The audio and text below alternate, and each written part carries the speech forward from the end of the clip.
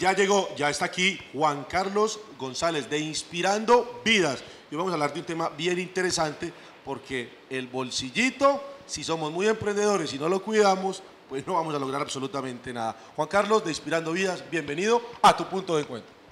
Buenas tardes, Carlos, Jessica y Sara. ¿Cómo están? Muchas gracias nuevamente por la invitación al programa. Hoy vamos a hablar de un tema bastante interesante y sé que te va a llegar.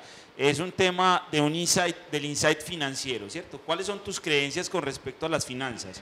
Y vamos a mirarlo desde 3 tipos de pensamiento, ¿cierto? Que no suene muy despectivo, pero pues vamos a hablarlo desde el punto de vista de los pobres, de la clase media y desde el punto de vista de los ricos.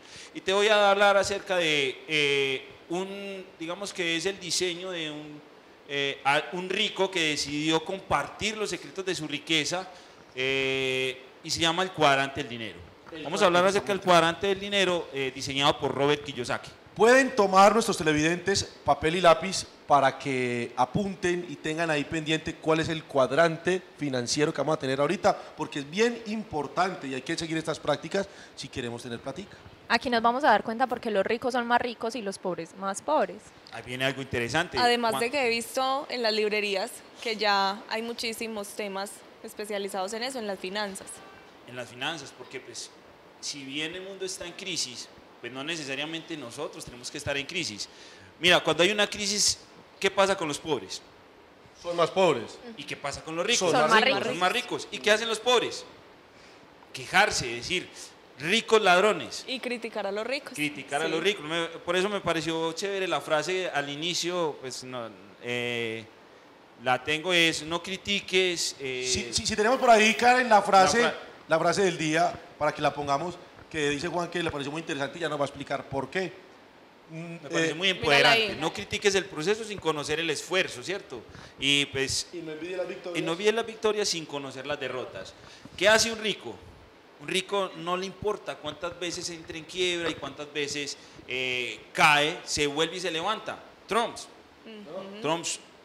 Tengo en mi conocimiento 8 quiebras de Trumps. Digamos que se ha fracturado. Una fractura, Quiebras, sí. total, estaba en la pobreza. Pobre. arranca otra vez. Y vuelve e inicia. Y hoy es el presidente de Estados Unidos, el hombre más poderoso del mundo. Entonces, cuando estamos en ese proceso, los pobres, ¿qué hacen? Empiezan a criticar y a esperar la ayuda del Rico. gobierno. Gobierno. Del gobierno. Claro, los subsidios, el arriendo, claro. que sí. Todo será solucionado por el gobierno. Yo no hago nada, no es mi responsabilidad, no, es como si tu vida no fuera tuya. Es como si tu vida dependiera del gobierno y no es así. Tu vida es tuya y tú haces todo para salir de ese escollo. Entonces muchas veces le echamos, ese es el primer, vamos a hablar ahora de los pensamientos, del pobre, el pensamiento de la clase media y los ricos. El primer pensamiento que se le viene al pobre es: el gobierno solucionará mis problemas de salud, solucionará mis problemas de alimentación, solucionará mis Educación. problemas de movilidad y de educación. Salud. ¿Ah? Y ante un gobierno en quiebra, porque a pesar de que dicen que los gobiernos no se quiebran, pues tenemos ejemplos tangibles como Europa, España, Venezuela. Argentina, Venezuela. Ecuador tuvo una crisis antes de que lo dolarizaran.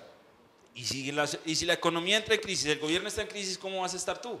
En crisis. En crisis. Ese es el principal problema de la mentalidad del pobre.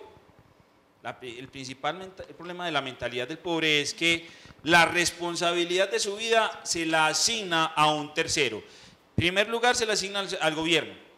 Todo es responsabilidad del gobierno, el gobierno me debe ayudar. Cuando el gobierno alza los impuestos, el gobierno es un maldito. Sí. Y no puedes hacer nada porque firmaron sobre mármol que no iban a subir los impuestos. Lo subieron. ¿Y qué pudimos hacer? Nada. No hicimos nada, el gobierno salió con la suya, nos cobraron más impuestos, nos subieron el IVA, todo es más costoso. Ahora, la segunda persona a la que se le echa la responsabilidad es a la familia. ¿Cuál es la tradición antioqueña? Tener muchos hijos para que en el futuro Mis Me hijos me sostengan. mantengan a mí. te sostengan, Me ayuden. te ayuden, te sostengan. La recomendación de la mamá: cásese con un hombre que le pueda mantener, Sí. Que le pueda dar que buena le pueda vida. dar buena vida, que le pueda dar todo. Que usted se pueda quedar en la casa sin hacer los nada. Claro, Exacto. Es cultural el tema. Es cultural, es desde chiquitos nos diseñan para tener ese tipo de pensamiento.